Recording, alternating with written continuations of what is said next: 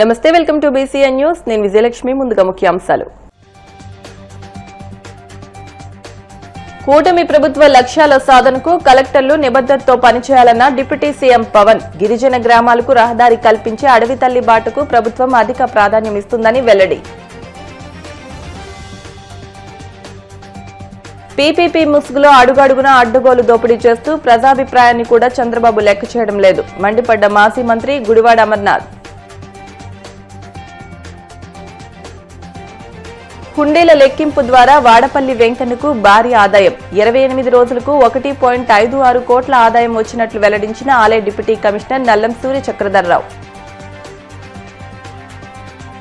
తిరుమల శ్రీవారిని దర్శించుకున్న సినీ నటులు స్వాతి దీక్షిత్, ప్రణవి. ఆలయ మర్యాదలతో స్వాగతం పలికిన అధికారులు. కూటమి ప్రభుత్వ లక్ష్యాలను క్షేత్రస్థాయిలో ప్రజలకు చేరవేసేందుకు జిల్లా కలెక్టర్లు నిబద్ధతతో పనిచేయాలని ఉప ముఖ్యమంత్రి పవన్ కళ్యాణ్ పిలుపునిచ్చారు. గ్రామీణ గిరిజన ప్రాంతాల అభివృద్ధికి ప్రభుత్వం అత్యధిక ప్రాధాన్యత ఇస్తుందని, ఈ దిశగా అధికారులు మరింత ఉత్సాహంగా పనిచేయాలని సూచించారు. సచివాలయంలో ముఖ్యమంత్రి చంద్రబాబు అధ్యక్షతన జరిగిన 5వ కలెక్టర్ల సదస్సులో పవన్ కళ్యాణ్ పాల్గొన్నారు. పంచాయతీరాజ్, గ్రామీణాభివృద్ధి, అటవీ, పర్యావరణ శాఖల మంత్రిగా ఆయన పలు కీలక అంశాలపై అధికారులకు దిశానిర్దేశం చేశారు.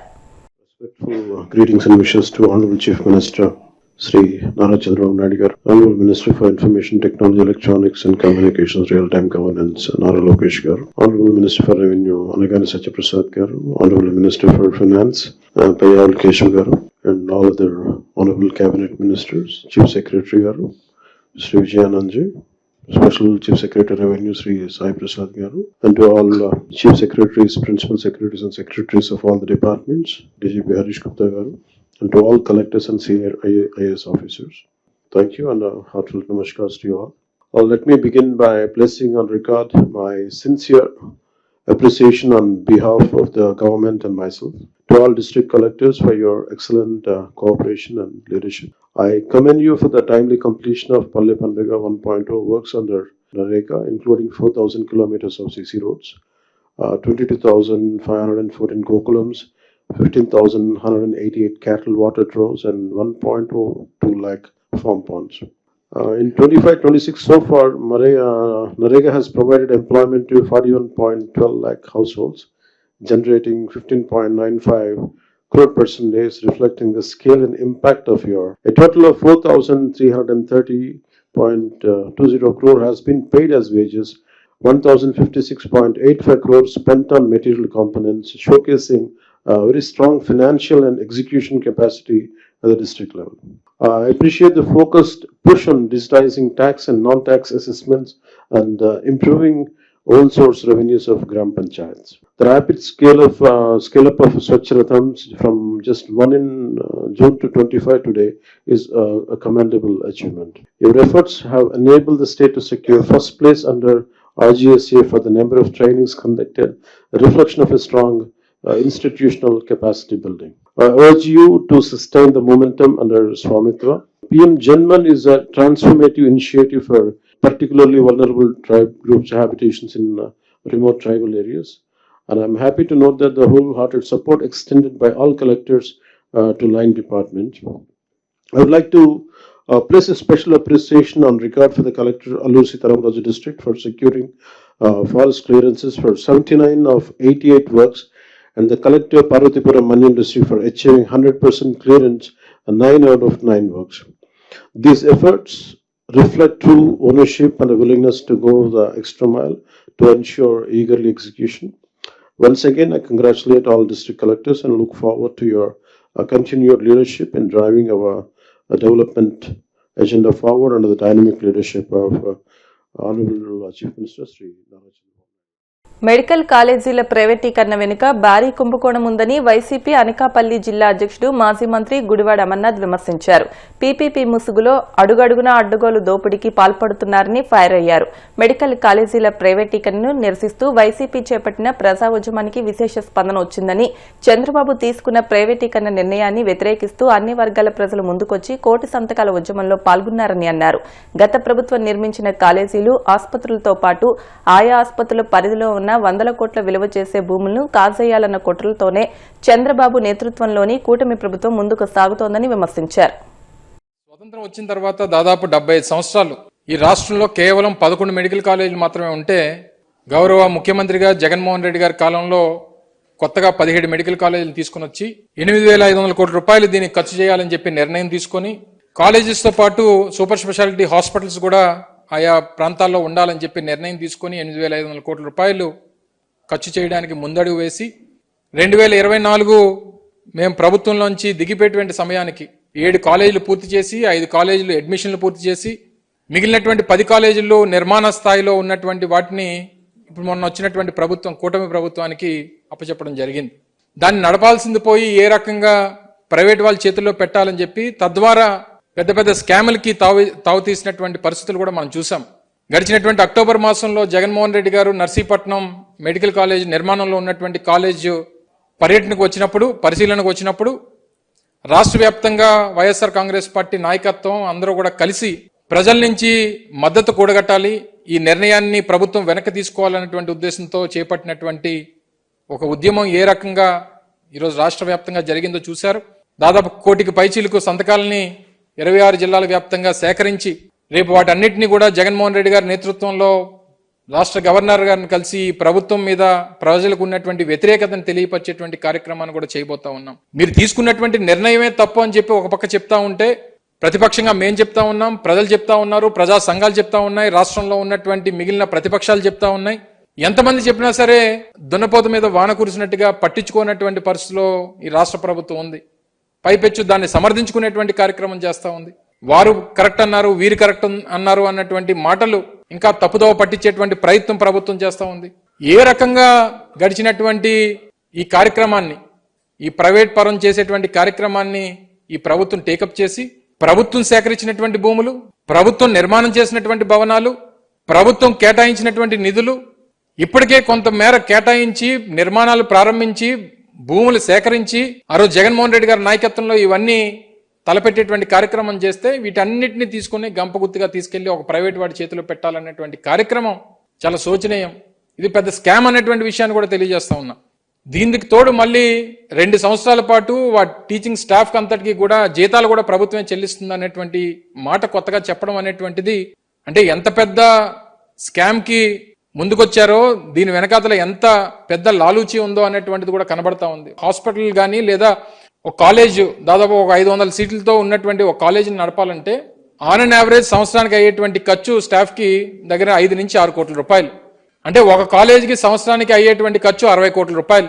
అంటే 2 సంవత్సరాలకి దాదాపు ఒక కాలేజీకి అయ్యేటువంటి ఖర్చు 120 కోట్ల రూపాయలు. కాలేజీకి 120 కోట్ల రూపాయలు చెప్పినా 1,200 కోట్ల రూపాయలు ప్రైవేట్ వాళ్ళకి మేము చెల్లిస్తాం అనేటువంటి మాట బరితెగించి రాష్ట్ర ప్రభుత్వం చెప్తా ఉందనంటే ఈ ప్రభుత్వం 18 నెలల కాలంలో పూర్తిగా వ్యవసాయం ప్రైవేట్ పరం, విద్య ప్రైవేట్ పరం, వైద్యం ప్రైవేట్ పరం, ఆరోగ్యశ్రీ బకాయిలు, ఫీజు రీయింబర్స్మెంట్ బకాయిలు, ఎన్నికల్లో ఇచ్చినటువంటి హామీలు బకాయిలు, పైపెచ్చు ఇప్పుడు మాట్లాడుతూ చంద్రబాబు నాయుడు గారు అంటారు ఎంత కష్టపడి పనిచేసినా అవుట్పుట్ రావట్లేదు, ప్రజలు మనం మెచ్చుకుంటారు. ఎందుకు మెచ్చుకుంటారు? మిమ్మల్ని ఏం చేశారని మెచ్చుకుంటారు? వ్యవస్థల్ని ప్రైవేట్ పరం చేయడానికి చేశారని చెప్పి మెచ్చుకుంటారా? లేదా ఇచ్చినటువంటి హామీలు గాలికి వదిలేశారని మెచ్చుకుంటారా? లేదా మీ పబ్లిసిటీ కోసం ప్రభుత్వ ధనాన్ని ఖర్చు పెడుతున్నందుకు మెచ్చుకుంటారా? ప్రభుత్వం చేయాల్సినటువంటి కార్యక్రమాలు ప్రైవేట్ వాళ్ళ చేతిలో పెట్టినందుకు మెచ్చుకుంటారా? మీ మాటలు చూస్తుంటే చివరికి ఇంకా ఇది కూడా నా ప్రభుత్వం కూడా నడపడం నా వల్ల కాదు, ఇది కూడా ఎవరన్నా ప్రైవేట్ వాళ్ళ చేతిలో పెడదాం అనుకునేటువంటి మాటలు కూడా మీరు త్వరలో చెప్పినా ఆశ్చర్యపోయినటువంటి పరిస్థితులు కనబడతా ఉన్నాయి. ఇప్పటికీ 15 డిపార్ట్మెంట్లకి నేటికి రాష్ట్రంలో 15 డిపార్ట్మెంట్లకి జీతాలు చెల్లించలేదు. దాదాపు 2,66,000 కోట్ల రూపాయలు అప్పులు చేశారు. చేసినటువంటి అప్పుకి అయితే అసెట్స్ అన్నా ఉండాలి, లేదా వెల్ఫేర్ ద్వారా ప్రజలతోనన్నా ఉండాలి. అటు ప్రజల్లోని లేదు డబ్బు, ఇటు అసెట్స్ లోన్ రూపంలోనే ప్రభుత్వం దగ్గర లేదు. మరి డబ్బు అంతా ఏమైనట్టు? ఇవన్నీ కూడా అవుట్పుట్ అంతా కూడా ఎక్కడి నుంచి వస్తుంది? మీకు మంచి పేరు ఎక్కడి నుంచి వస్తుంది? నాకు తెలిసి ఈ దేశంలో కేవలం ఒక ప్రభుత్వం ఏర్పాటు అయినటువంటి 18 మాసాల్లోనే ఎంత వ్యతిరేకత వచ్చింది అన్నటువంటి మాట ఒక ముఖ్యమంత్రి చెప్పడం అనేటువంటిది నాకు తెలిసి బహుశా ఇదే మొదటిసారి.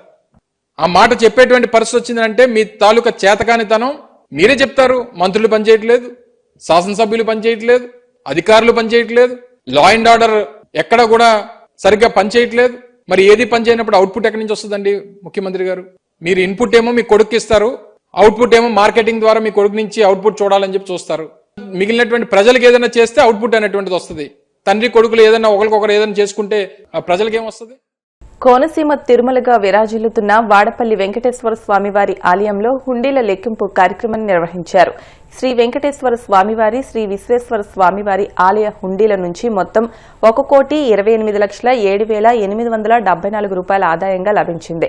అన్నప్రసాదం హుండీల నుంచి 28,23,211 రూపాయలు ఆదాయం లభించింది. మొత్తం 28 రోజులకు గాను 1,55,31,085 రూపాయల ఆదాయంగా లభించినట్లు డిప్యూటీ కమిషనర్ నల్లం సూర్య చక్రధర్రావు తెలిపారు. నగదుతో పాటు 27 గ్రాముల బంగారం, 1 కేజీ 150 గ్రాముల వెండి కానుకలుగా లభించినట్లు ఆయన తెలిపారు. మొత్తం 10 దేశాలకు చెందిన 43 విదేశీ కరెన్సీ నోట్లు సైతం లభించినట్లు తెలియజేశారు.